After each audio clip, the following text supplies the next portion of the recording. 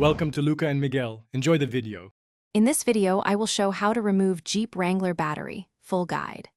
Begin by parking on level ground, engaging the parking brake, and wearing safety glasses and gloves. Then disconnect the negative cable, disconnect the positive cable, remove the hold-down bracket, and lift the battery straight up using both hands, setting it on a stable surface for inspection and recycling and check for corrosion.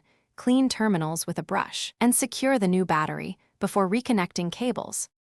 Gather simple tools and follow safety steps in order to make the job quick and safe, starting with a wrench set, terminal puller, and battery carrier straps. Inspect cables and clamps for wear, use a battery cleaning solution or baking soda paste to remove corrosion, and keep a small tray for bolts and nuts so nothing rolls away during removal.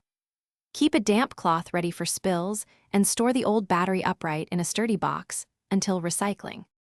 If you're finding this helpful, please subscribe and like so I can keep making clear car guides.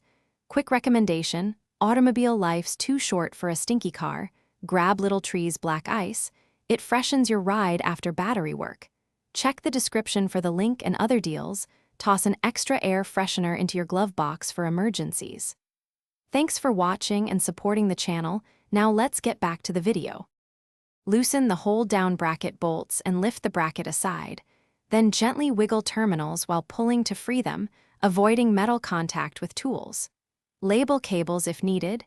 Inspect the battery tray for debris or corrosion, and lift the battery straight up using both hands, keeping it level to prevent acid spills. Then place it in a safe spot and clean terminals before installing the replacement battery and tighten connections securely while applying dielectric grease to slow future corrosion.